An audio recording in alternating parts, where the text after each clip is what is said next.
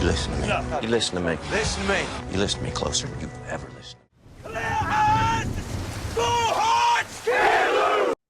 What's up, everybody? This is Friday Night Lights Rewind with your boy Brandon Collins. And I'm Chris Allen. And today we were talking about season 1, episode 7, Homecoming. Yes. One of the best episodes, maybe in the series, question mark. We'll see. We'll see as we go through this. But yeah, this is a great episode, man. This is fucking, I know you've been waiting to talk about it for a while. Yeah, you know what? It's almost like it's not it's like a weird season finale in a way. Like there's been so much build up to this. You know what I mean? There's a lot going on here. There's a lot of homecomings, and I think that really means like homecoming in the sense of like reality. Like Jason is really he's coming home to the physical homecoming, but there's a few characters in this episode that in the homecoming have come home to some realizations. So I think this is a really dope episode. Yeah, for sure, man. And you get like a little bit more dynamic into like what's going on with Jason Street's parents, which is going to be important in future episodes. Right. Tim Riggins tries to go sober and his brother Billy gives him shit the whole time. We learn a little bit more about Billy, and they introduce, Tyra's sister who comes into play later on in the series, stuff like that. Right. And I was just like, I don't know what it is about this, like, she's a little skinny for my liking, but she's a cutie and she working at the strip club, it's like I could change her.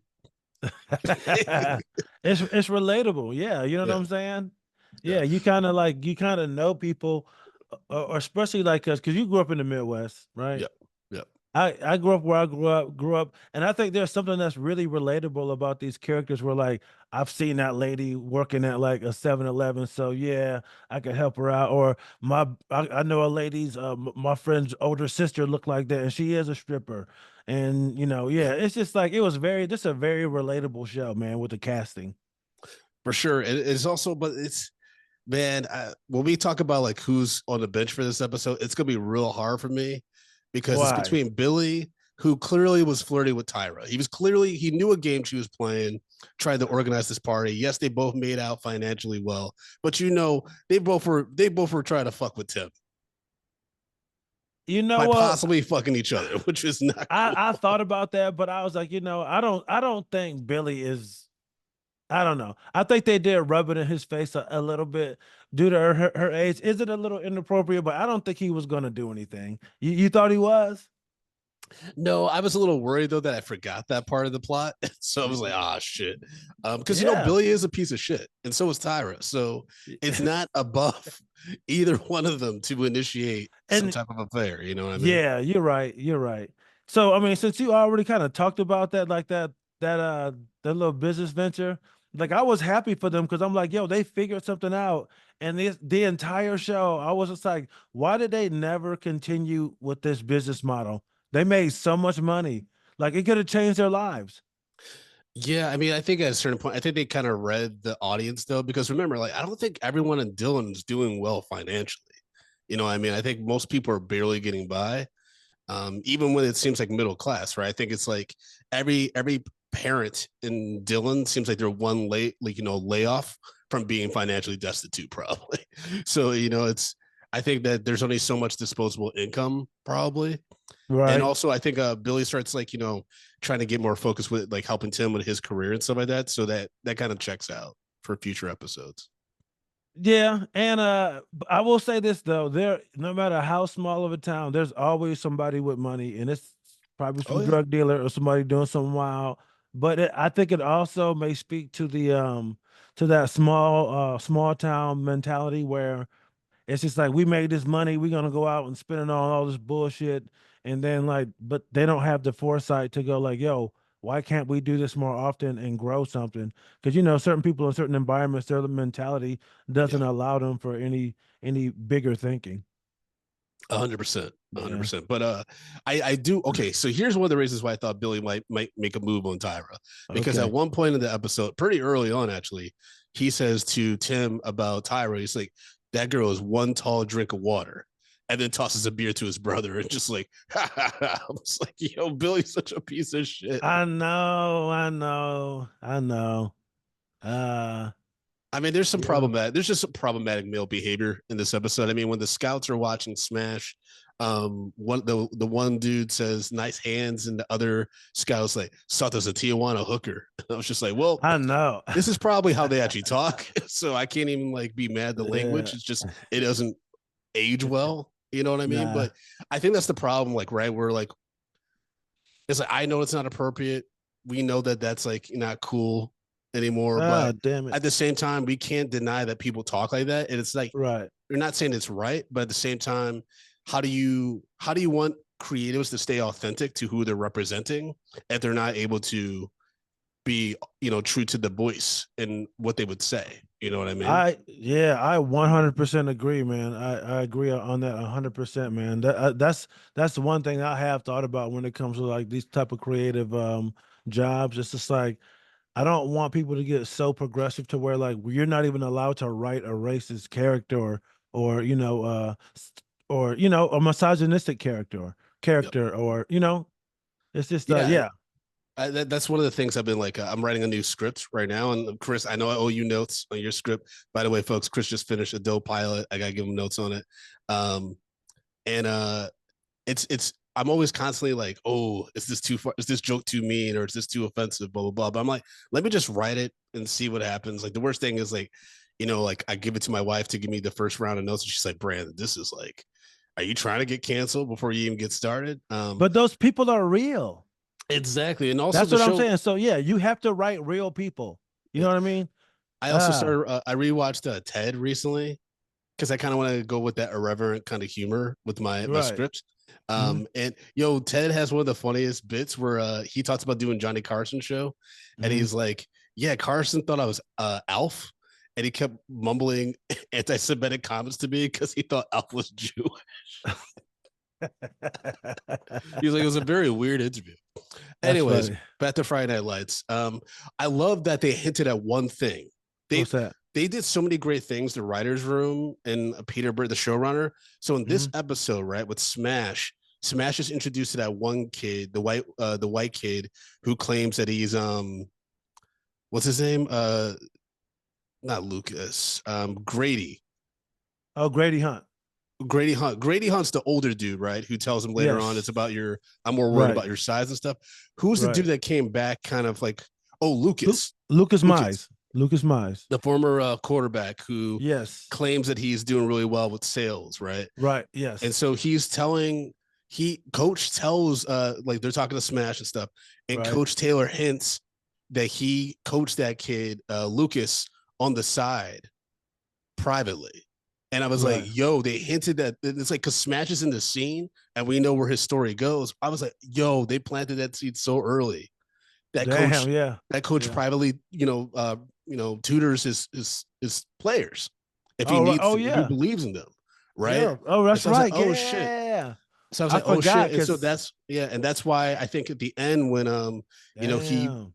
he kind of does he ask if there's a position open for Lucas when Lucas finally like admitted he Yeah, doesn't have a job. that's this episode. I want to talk about the. Do you want to just talk about that now? That Yeah, whole did thing? we didn't see a scene of Coach Taylor actually inquiring about a role, right? He just was kind of like, he has that conversation with Tammy and just concludes like, yeah, this isn't a good fit, or this just isn't going to work right now. Yeah, I mean, they really don't. I mean, he is like I don't know if he's an AD right now, but he knows what the budget is. He knows like if there's a job for that kid or not. You know what I'm saying? He doesn't Yeah, need to even ask. Like he knows like there's no job for him. yeah, he was probably just thrown off by the question, didn't want to immediately reject him because it's like this guy has his hat in his hand. Well, one, he lied about that he had a job in insurance and he was doing well. Yes, yes, So when he goes to coach and says, I "Hey, I actually need don't a have a job," job. it's just Yeah, like, yo, like what, like yo, what the fuck? But and I like yeah, failed out of college and stuff like that. He drops a lot. He drops a lot he of drops a coach. lot, and see, and this is what I really love about this episode. So to recap it, it's homecoming weekend. The 2000 alumni are there, right? Um, I really love the part where they show them doing when they're doing the rewind of the call from when Mize to the pass, and they Mhm. show Buddy Garrity mouthing the play call. Like it's such a well acted scene. But when they introduce my Lucas Myers, they go all region, all state, all district, Yep. and like you see Smash watching him, he wants to be that guy so bad. Like Smash wants to be a legend so bad.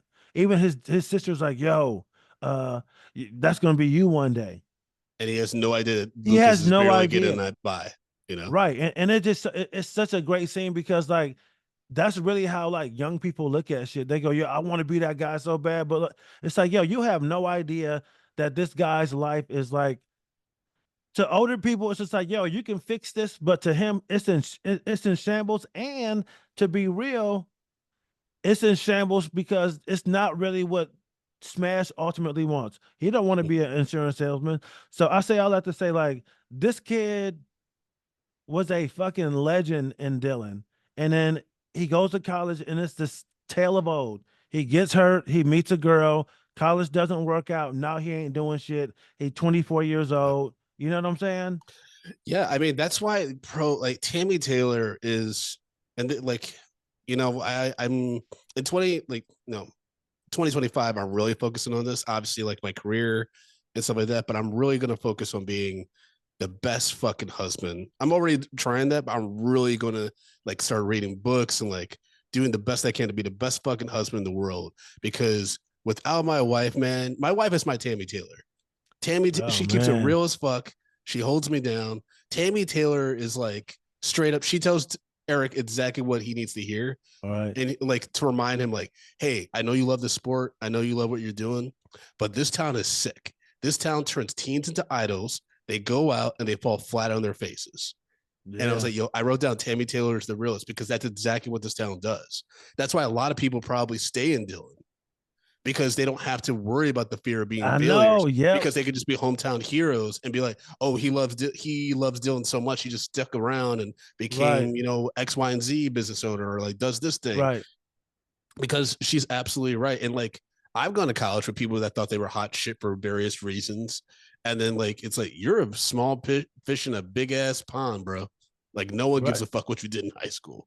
Yeah. That's the wild thing. I mean, it's hard to tell a high schooler that when they're in high school that none Right. of this shit matters, I know. but it really is true. It Like at least doesn't matter. socially, none of it fucking None matters of it matters. None of it matters. I because went to so my many people 10 change. yeah, yeah, and I went to my 10-year reunion and I saw groups of people, you know, just people hanging out who would have never hung out in high school. And I'm like, yo, like, what was that? Like, what was that all about? You know what I'm Yeah. saying? Like, what was that all about? Y'all hated each other. Y'all sat so far apart. Y'all, you know, y'all thought y'all was hot shit. Y'all thought they were this. And now y'all both like moms and hanging out. Y'all been best friends for, 7 years now. It's just like it's crazy, man. Yeah, like none of that shit matters, man. None of it And matters.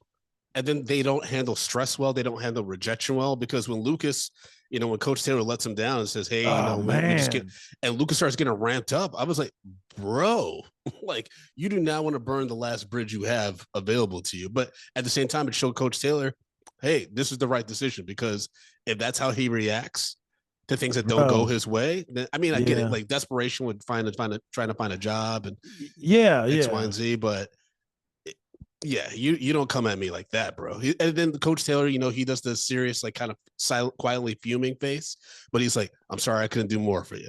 I'm like, Coach Taylor is stand up guy.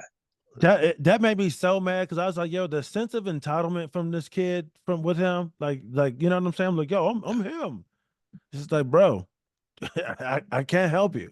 Yep. I Yeah, that made me mad. But it just shows you, man, like yeah, when you can't and the way he just there was no discussion after it either. There was no thank you. The way he just walked out was just like, oh, you can't help me, I'm out. Exactly, and that's what like you show. It showed like his true character. Like it showed his Right. true intention behind, you know, reconnecting with Coach Taylor and stuff like that. Right, exactly. And it's just like, you know how many hours that dude back then, especially back then as a newer, a younger coach, you know how this shit is with anything you pursuing. He probably doing that shit on the cheap, weird hours because this kid is dope. You know what I'm saying? He got to be Yep. like, yo, I gotta get there because this kid is gonna win state. It might get me this. the way that dude probably stuck his neck out for you. You know Mhm. what I mean? Left his Yeah, young wife and shit to come coach your ass, and then you don't do anything with it. Now that's just crazy, man. but that's the risk you take, right? Like if your passion is helping people and like education to an extent, you kind of you roll the dice on like, is this valuable use of my time? Is this Yeah. worth taking time for my family and stuff? And Coach Taylor, he does the best that he can, and it's just frustrating that this dude like just lost his shit. But at the same time, we didn't see Smash going down a real like mental like I don't even know how to describe it. It's like a spiral, basically. He just Right. he has that poor game where he fumbles and he's just in his head. And Coach Taylor knows it right before the game. Remember, because Smash never reads the playbook, and he sees Smash reading over the playbook. He's like, "Are you okay?" which says a lot about the way that Smash has kind of gone about his career until this moment, which is like you're so kind of like braggadocious and arrogant, like you just think that you're naturally gifted to be able to do this shit, and you haven't actually studied the game as Right. much as you should have. And so when Right. Coach Taylor sees him with the playbook, he's like, "That's weird. That's Yeah. not good. That's not great, bro." Yeah. I hear stories about that quite often when you hang out with guys who play like at higher levels. How like, You okay? oh, it's my wife. Come on. Yeah, you looking around like you got a home 'Cause I was like, invasion what the hell is situation. going on here? I was Um, nervous as hell for a second. I'm like, Me too. I was just like, what is up? So your camera goes up, you just start screaming, "Help! Help me, please!" but yeah, but like guys that they played at higher levels, they were just saying how like it's crazy when you can tell a guy when they come from a small town and then they get to a D1 level and then they realize like, oh, I'm not special. Like Mm-hmm. this is what I can do as par for the course. And in some cases, it's not even that on this team. And like some of them struggle with that, not being the fastest one, not being the one to get it like immediately, like everybody else. So they can be very humbling. And yeah, and I think for Smash, he's starting. This is a realization for him. You know what I'm Mm-hmm. saying? Like it's finally getting real. He's big in Dylan, but like this guy's comparing him to other people now. He's hearing that he kind of small, and that shit hurts Yep. because he's a big deal there. He's the smash. I mean, at the beginning, like was that scout asking why they call you Smash? He's like, because Man Eater was taken. I was like, bro. I know that was so lame. And that scout is just like, well, hopefully you can, cash the checks that you're riding. Yeah, And it's like, right. well, I don't know, bro. Yeah. Ugh. It Smash, it's tough because right, like you can see that his mom doesn't want to put that pressure on him, but Right. there's that pressure on him. You know what I mean? It's almost like an unspoken thing between the family. Is like Smash has this talent. He's hopefully going to go pro and be able to take care of us financially, or at least help us. Especially his younger sisters, obtain their life goals and stuff like that. And that's Yeah. that's a lot of fucking pressure, and it's tough because particularly with like families that grow up in like impoverished, communities and stuff like that. It's like that's all you can have for hope sometimes. Right. I think it's do you think his mom was a little bit more pragmatic? Because I feel like she knows he's good, but she really wants him to get his education. Because I think deep down inside she feels like that's more the case than him going pro. Even though I think she believes in him, but she's still like, yo, you got to get this education, man. Well, she Like, knows her son, right? She knows her son, and so she's trying to think long term, right? So short right, term would be a successful football career that hopefully doesn't end in injury or a good short line because of an injury or something right. else, right? Mhm. Um, but I think education is the longest investment. It's like it's the least flashy. It's the one that shows the least return on investment. Like especially like immediately. Oh God, that's so And sad so to hear, it, man. it, it is sad, but at the same time, she's trying to make sure that her son is set up to be successful post football, whatever that looks like, right? Yeah, And so I think that makes sense. Also, I think she sees her son's work ethic and knows that he could use more discipline. He could use a little bit more structure, and that can come with like studying and like, following your class schedule a little bit more and like taking that more seriously. You know what I mean? Because Smash Yeah. definitely seems like the kind of good dude who in college would fuck off. He would not care about class. Oh, you see how the visit goes. You know what I'm saying? Exactly. Yeah. Yeah, Smash's story is pretty spoiler alert, everybody. It does have a pretty happy ending, I would say. But it takes it's a lot of hard work and a lot of humbling for Smash to get to where he ends up Right. by the end of the Yeah. series. Yeah. Yeah. they all go on a journey, man. And then I think they all realize. I think at that moment they all realize, like, man, that was such a small part of my life. And then I think that's when they can really move on. You know what I'm saying?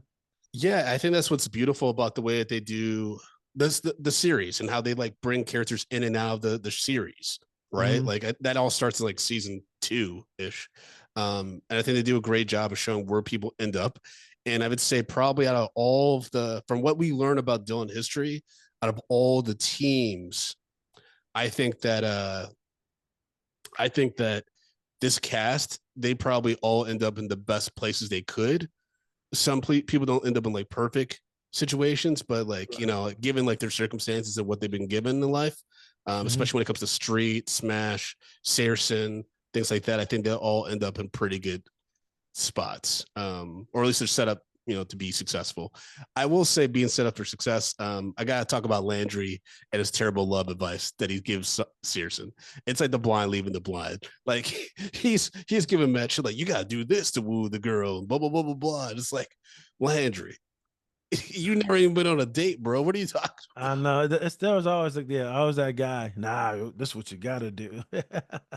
Oh, so bad. It's like, and then like, because it's the blind leading the blind. Like the friend's just like, okay, I guess it's the right thing to do. And it's just you fall flat on your face. It's terrible. Yeah, man. It's just that's what's so fun about the show, man. It just kind of brings back those memories of like when all that kind of stuff was new, just your dumb, silly friends. And then thinking Oh yeah. about like where they are now, if you still know them. But it's just funny to think like, man, you really just fumbling through it. And like you think you hot shit Yep. sometimes. You think you know what you're doing.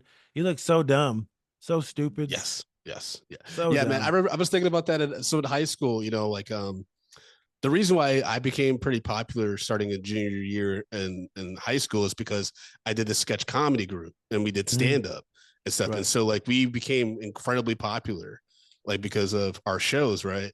And I remember like the one where I was really, really fucking feeling myself. I came out for my set. I was like the Black Dane Cook. I remember when Justin Timberlake used to have the wristband, like the athletic Oh wristband my thing, but he put it on God. like his arm instead of his wrist. And like, you had like the little bucket hat. I had that shit.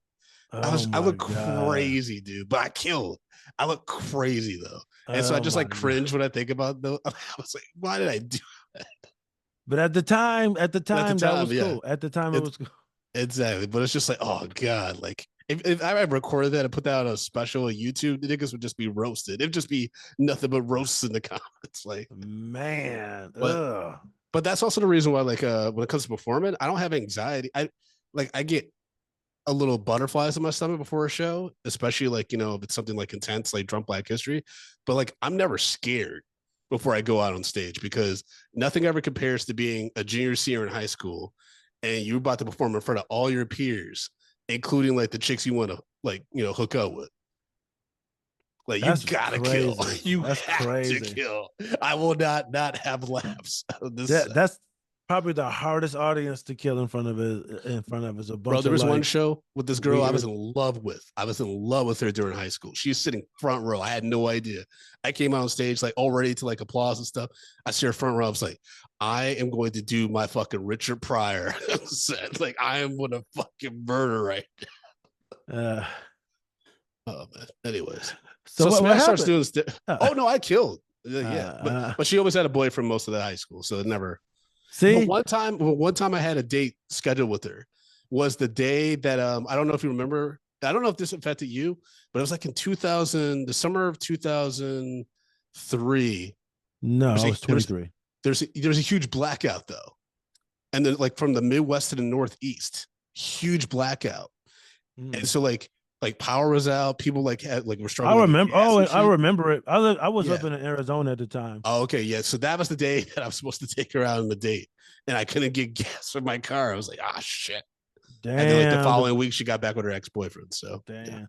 See, I told you, man, every week you reveal more and more that you really were him in high school. Every week it's just a new story about how cool you really were. No, it's not. No, it's Yeah, not. I it had a is. Yeah, Ford it is Escort because hatchback. I was you not had cool. a car. I had a car, but every like in my CD case, I was playing Bubba Sparks and PD Pablo. Like that's not cool.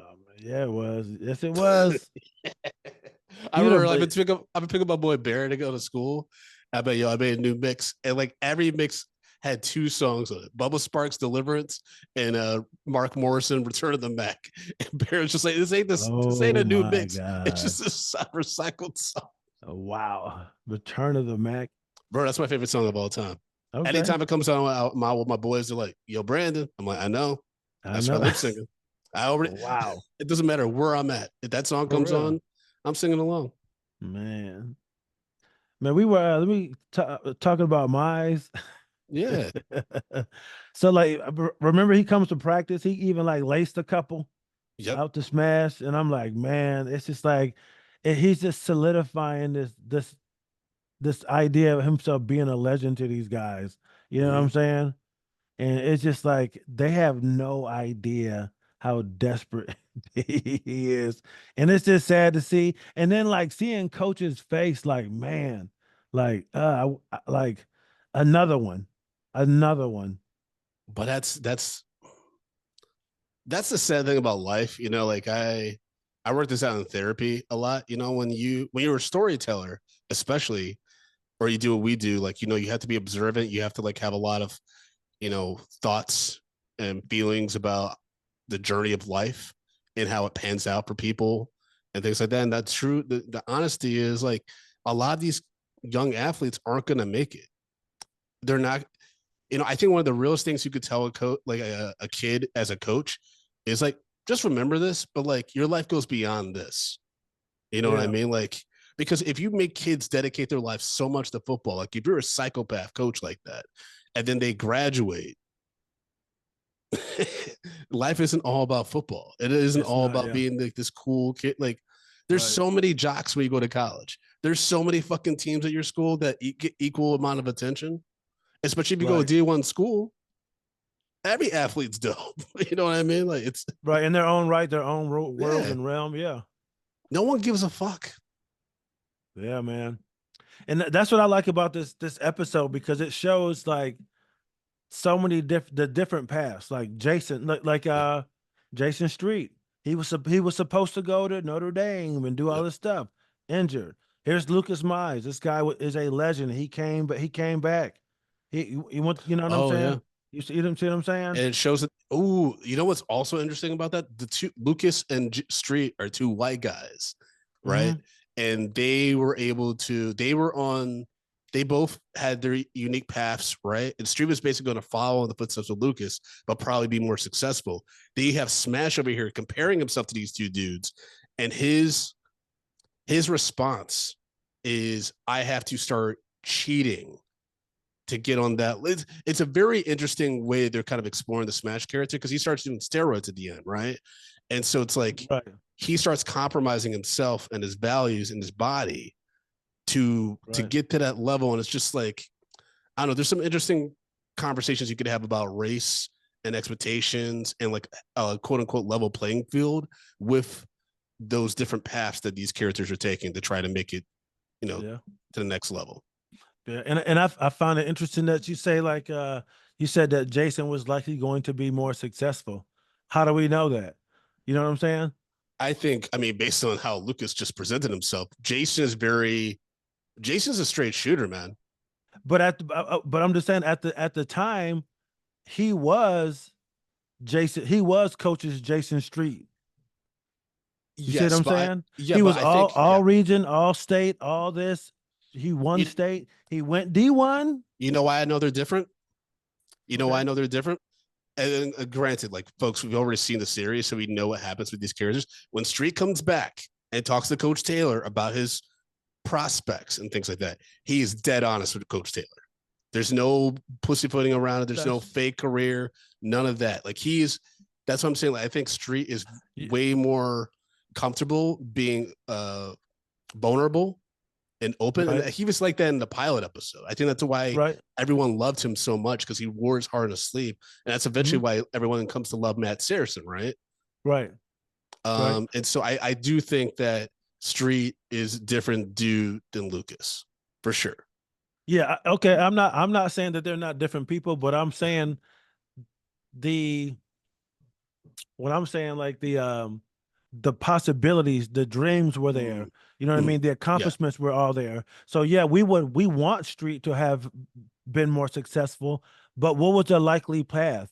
That Jason Street just would sure. have ended up just, you know what I mean, possibly gotten hurt. You know what I'm saying? It's just like it was a possible outcome of what Jason's outcome could have been. Like everybody on the Yeah. show, everybody, the expectation right now is he's gonna go to Notre Dame and become the next Peyton Manning. So did I think Tom Brady. I think that I think Tom Jason. Brady. Yes, I think yes, based on the way that people were talking about Jason right, Street and his skills and just right, his personality, I think he would have ended up like a Tom Brady, like very right. revered. Mhm. I think he probably had a job, even if he got injured in college. Hopefully, he made it to the pros, but he would have gotten a job on Right. like ESPN and shit like that. He would be Yeah. that dude. Yeah, you're right. And that's what yeah, I see what you're saying. But all I'm saying is just like, here comes this kid Yeah, who is a possible outcome that Jason Street could have been. Because like, yeah, yes, sure. his expectations Yeah, are to be the best ever. But it is a possibility he could yet be another Lucas Mize, but it's even worse. yeah. You know what I'm saying? I get that. He's paralyzed. And like coaches seeing all this shit too, like, man, here's another kid that I felt like we thought was gonna do well. So because you're right, not everybody like even if Mize was great, he might not have been like a prospector where he would have been like a Tom Brady level, but like, hey, he could be a decent backup. He could go pro. For sure. Yeah. You know what I mean? So, Yeah. but Well, yeah, I just that's a I'm good sorry. point that you're making, though. That's a good point, because I think that that's a theme throughout the episode, right? Because we even learn about Billy Riggins in his career. Like, he had a golf career, basically. But like some things didn't work out, and then he talks about the bitterness towards the Riggins parents and kind of dropping the ball, and like he had to take care of Tim and stuff like that. So you're seeing all these people that had promising athletic careers that then didn't peter out the way that they were hoping, right? And I think Right. that that's where it's tough, right? Because they're literally like, these are outliers. Like, I would say Jason Street, based on what his career was before the injury, he was an outlier. He was like going to Right. be he was going to be one of the greats, probably, or at Right. least the greatest to come out of Dylan, right? Right. And Right. so I think that's a very unique situation. Everyone wants to think that they're going on that trajectory, but I think Mhm. Jason Street legit was, right? I think that that's why I love Matt Searson so much, because he's like, I'm good at this thing, which is playing football, but it's not what I love, right? So he's like, I'm gonna use this to an end and get Mhm. as much as I can out of it.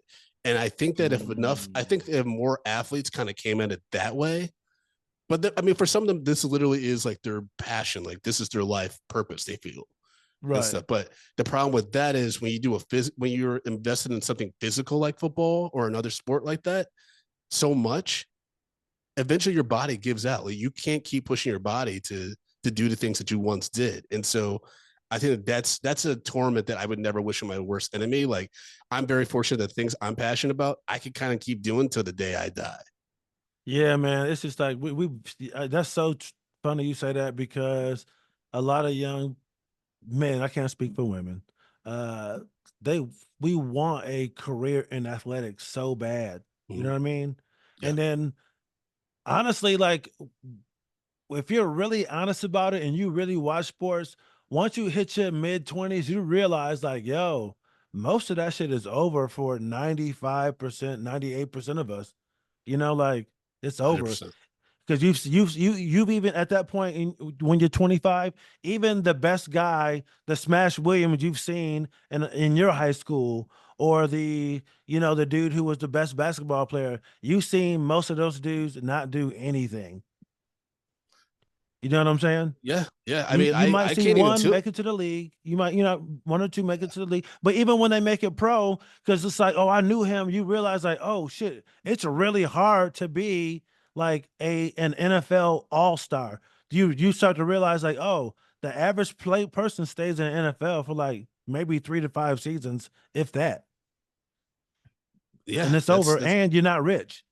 yeah, You know, that's you know true. what I'm saying? That too. Yeah. I Yeah. mean, you made a great point there. Like, I can't even recall who like the star athletes were at my high school at Pioneer because one, they weren't that great, and two, like everyone knew they weren't going to go to U of M.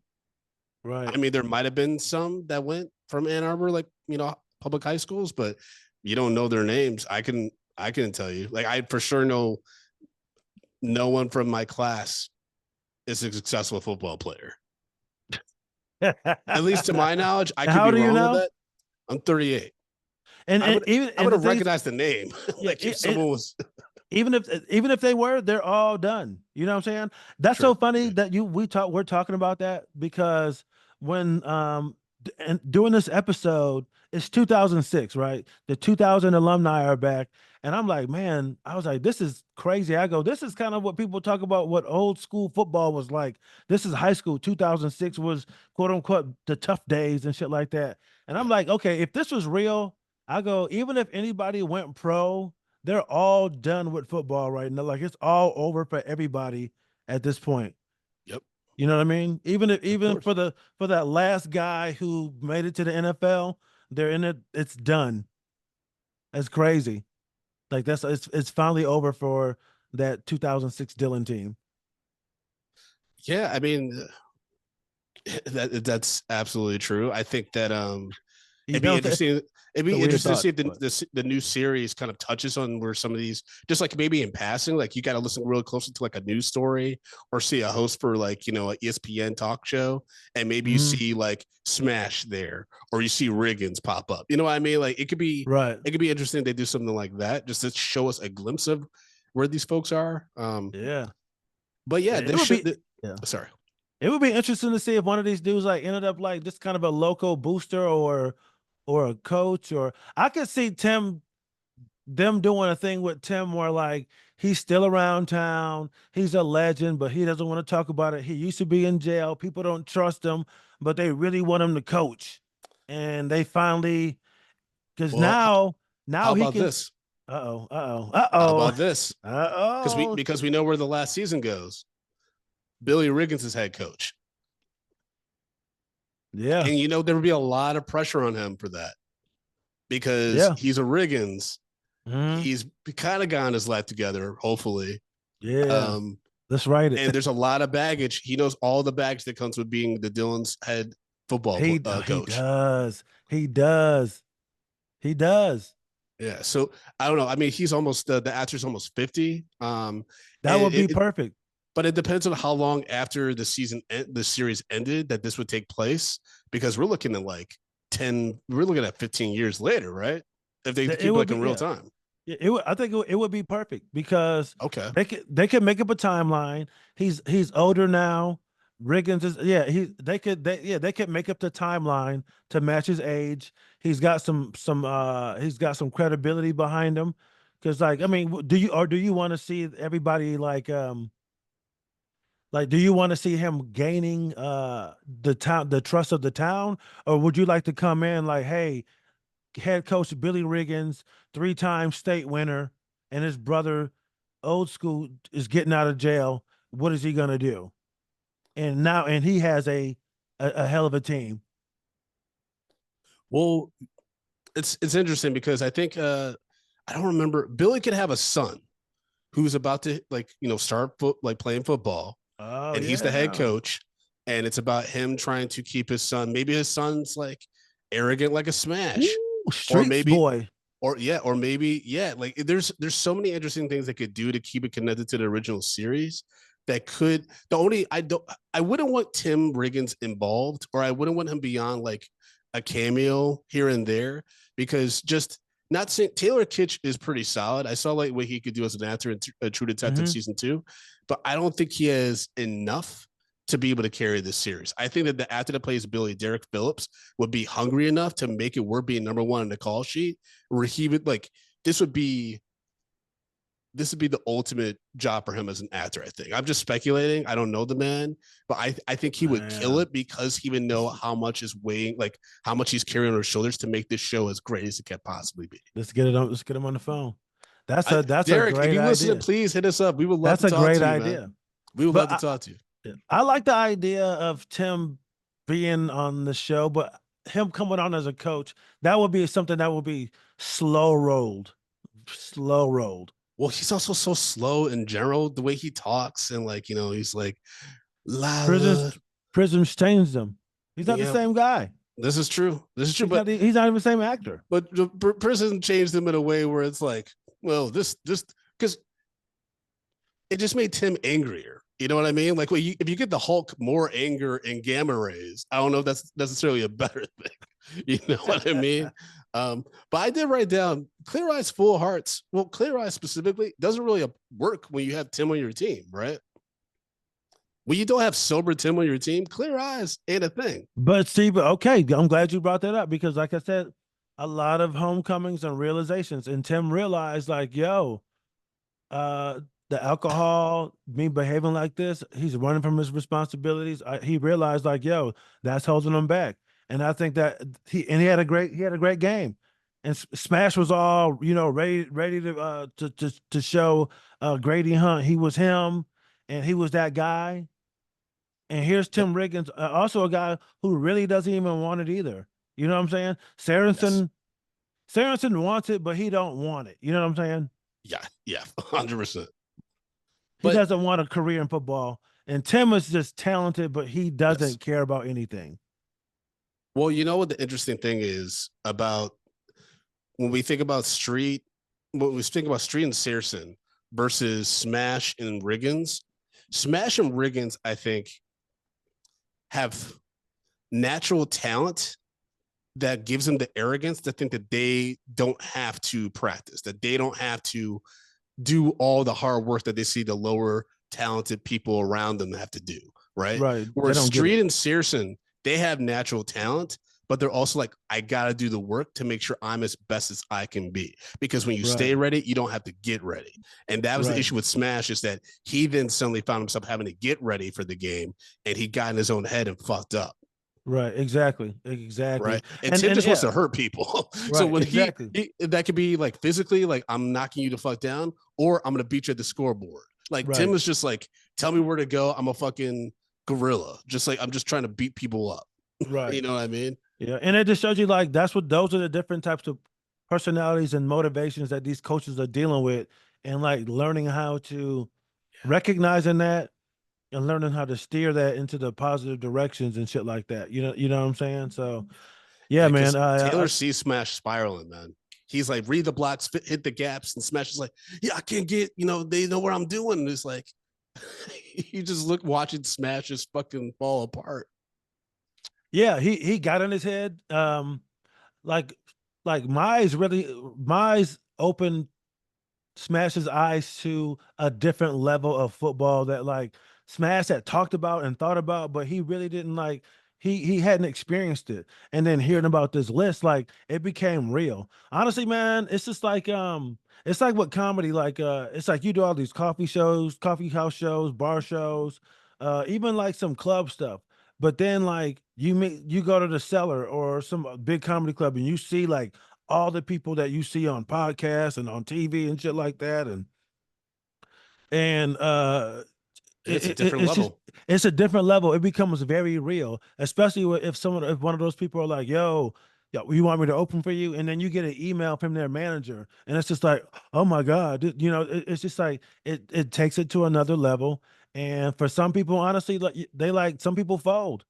Like, I was talking to a friend of mine, man, like, this kid, he's funny, and he's always talking about how all the success he's wanted. And then he had an opportunity to open for somebody who's doing well, and he's getting all these dates, and he's like, man, I need to take a break. There's too much going on. I'm like, bro, what are you talking about? Like, this is what you've always wanted. I was like, but it's getting real and you getting scared. And he's like, you know what? Some people run away from it. Yeah. So, and I think it was a little bit of that with Smash. I think he just realized, like, yo, especially after that game, and realizing, like, I'm not as big and as fast and maybe not as smart as some of these other people. That shit scared him, man. And I think he needed it, but he definitely didn't need to do what he was going to do next. But I think it was a realization for him. We're like, oh, Uh, I'm not who I thought I was. 100%. I think also people get in their head and Michael B. Jordan recently like had a quote about this where it's like you find success right when things are like the hardest, like that like make you want to quit because all these things are coming together to like make you think that you should quit, right? And I think not enough Damn, people, wow, I never even thought about it like that. but not enough people think about okay, maybe I'm not going to follow that person's journey to success, but what is my journey to success? And Right, maybe it's so fucking different that no one's even tried to pursue this right. path. Like, for me, it's like I know where my North Star is, what I want my career to end up. But the plus side Hmm. is I can be a film director at any age, basically, right? But I can Right. do all these different things to get me in a position where I can direct the thing I want to direct, right? Hmm. And so that's why I'm like, let me start dedicating my time to these things, which is a path that not many people have tried to do, right? And Right. so it's like at the very least, I won't be able to regret anything because I'd be like, I put it all on the fucking field. I did the best I could, and I didn't set myself up with the expectations of like having this person's career because that's the Hmm. worst thing you can do to yourself. Because if anything about life is clear, it's that no one has the same. No two people have the same lives ever, Right. Everybody's path is different. even Everybody's path. twins. Right. Yeah, Yeah. Yeah. I was just talking to my a friend of mine about that. Like everyone who's everyone who grew up in the same household, their experience with their parents is different because of, like, for me, like because my sister told a story about my dad. I was like, I would never do that to my dad, but they experienced him at a different age where he was different about things. You know what I mean?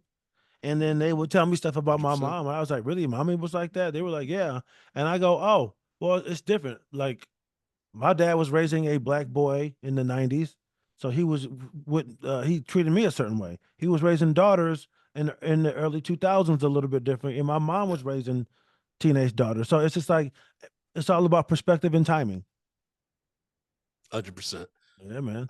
What were your thoughts on the Jason Street storyline with like coach invites him to come to the homecoming game, and his parents are like his mom in particular is like I don't want him paraded around for 15,000 people on the same field that he got injured. It's interesting. The timeline, it seemed early because it was about a month. I asked my wife about that too, because I'm like you, we seem to always trust the coach's judgment, right? But then I Yeah. thought about this. I was like, man, was it really right for him to ask that?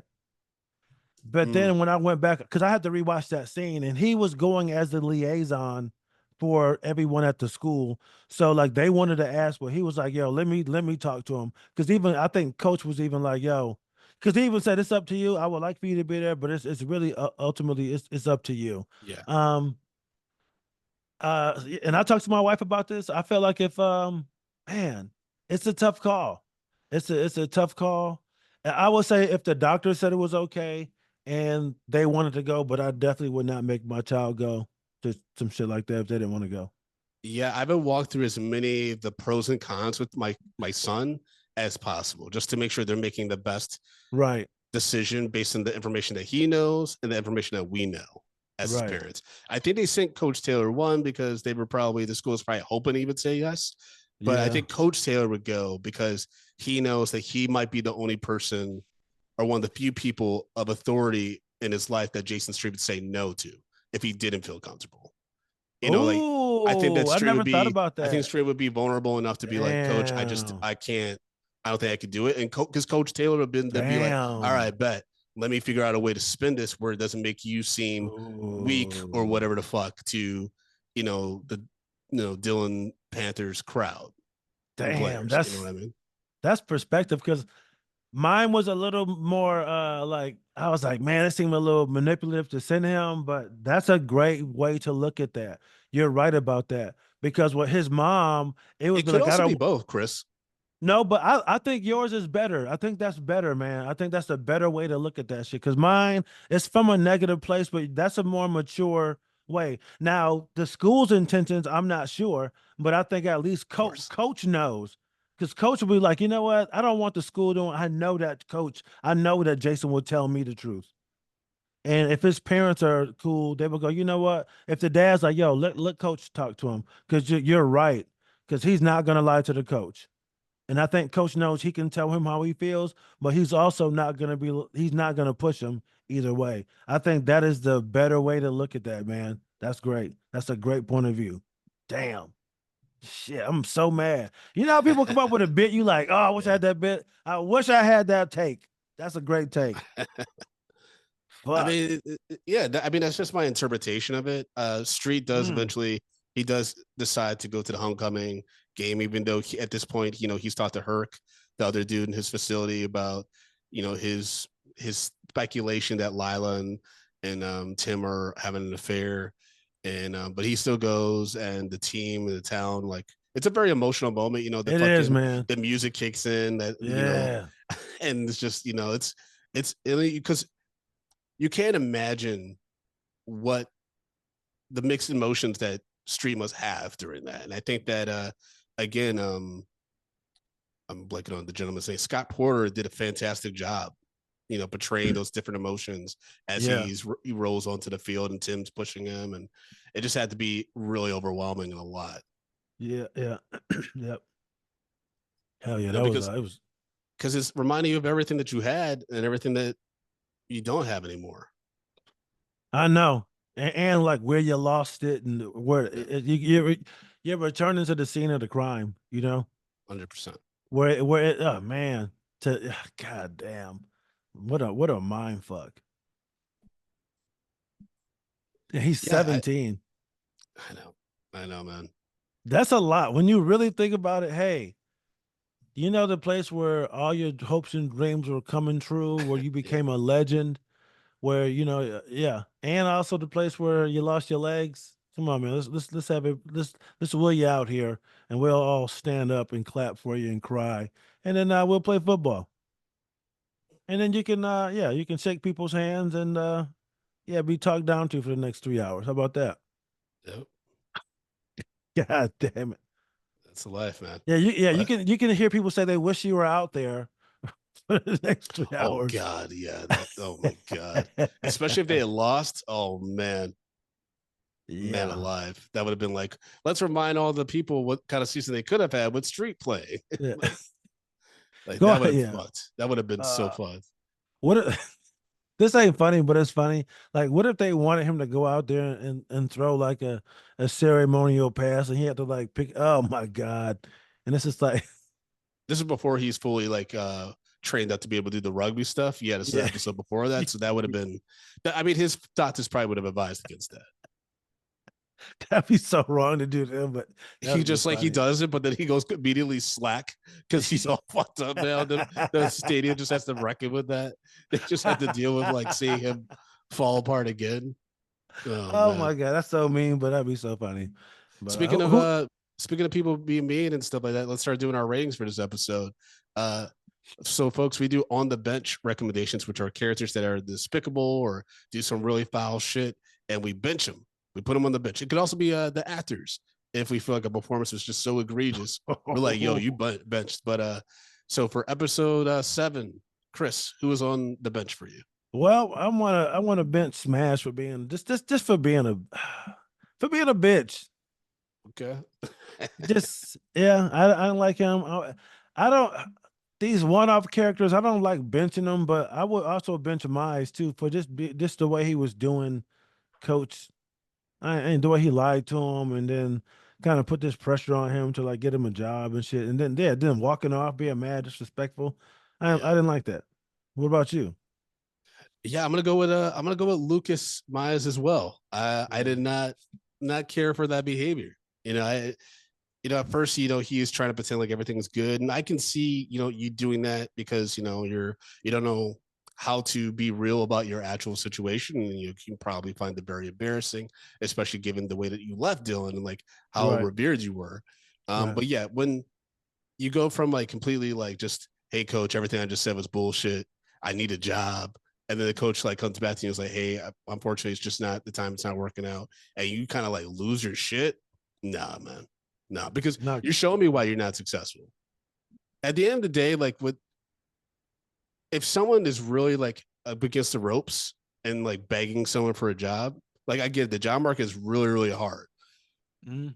But if you're like backed up and like someone like is genuinely trying to maybe help you out and just, again, either like they honestly don't think you're a great fit for the role, or like there's nothing available at their place, which is the case for a lot of different companies and, situations, and you lose your mind on them, it's like, okay, you need to do some introspection. You need to probably see some, a therapist. There's a lot of free options these days. Even though you Right. might have to wait, you might have to do a lot of work to get that service, but you guys start doing the work. You guys start doing the outside work. And probably set your expectations a little bit lower as to what's attainable right now. Yeah, Be it's okay just with it. Right. Going off the handle like that, it's like you're an adult. You know what the work, you know what that process is like of getting a job. It's not that easy. And then to me, that reaction is like you were literally just looking for a handout. You know what I'm saying? You were looking for somebody to just come and save you from your situation. and that's not going to And happen. Huh? that's not gonna happen. Because even if he gave you a job, you still gotta like there's paperwork, you gotta wait 2 weeks to get paid.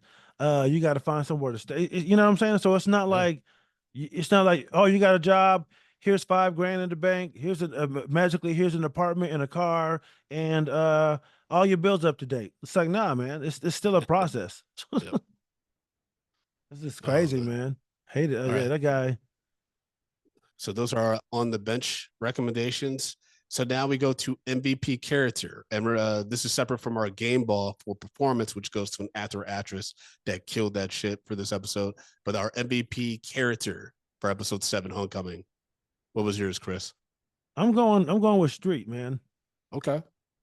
Yeah, I'm going with Street for both. I'm an MVP and the game ball. I thought he did a great job this episode, and to not give it to him, that was an episode that was really emotionally based around him. Yep. That would mean he just did do a good job, and I thought he did. So Okay. Okay. That makes sense. Yeah. For me, MVP character goes, once again, as previous episodes to Coach Taylor. I thought that he did a phenomenal job balancing all this different shit that he's seeing and observing. And that's one of the things I love about Coach Taylor. And I think that I connect with as so much as like a leader, in various roles I've had, is that he's very observant. And so he can kind of, and it sucks, right? Because when you're really observant of behavior and patterns, and you see, Coach Taylor sees a smash reading the playbook, and he's like, well, that's not normal. That's going to lead to something bad, probably. It sucks mhm. because you're just waiting for the other shoe to drop with some of this shit. It's like Right. Final Destination. You're just like, when's the bad thing going to happen? Because I already saw the block setting up for disaster, right? Yeah. So Coach Taylor just MVP character, and he has a great voice of reason that he can check on his gut instincts with Tammy Taylor. She's right there to be like, yay, nay. And then game ball performance, I agree, goes to Scott Porter for Jason Street. I thought he did a phenomenal job with the material he has to do. And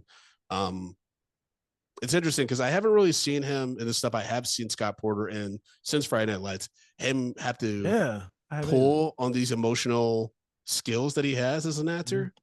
as much. And that's a bit disappointing. But hopefully there's an opportunity for that to come back. All right. So now our final score for episode 7, Homecoming. Folks, we do a scale from 1 to 10, 1 being a drunk Riggins puking on the field, and 10 being a Coach Taylor Hall of Fame speech. What is your score, Chris, for episode 7, Homecoming? It's what we have been waiting for since the pilot episode. This is a 10. Seeing Jason Street wheel back out there. I had to, you see it a bunch of times and it doesn't hit the same, but like you got to go back to the first time you saw it. It still pulls at me, but man, I absolutely love this episode. 10, hands down. Jason Street out there, man. It's just like you can't beat that feeling. It's such a feel good story, and that's another thing I like about this too. It takes you all around the place emotionally. Because you do feel for Smash. You want him to get on the list.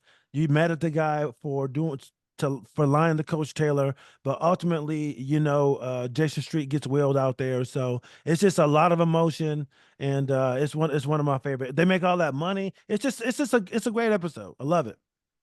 It is a great episode. That's why I'm also giving it a 10. Yeah. This is one of the best episodes we've seen since we started the rewatch podcast.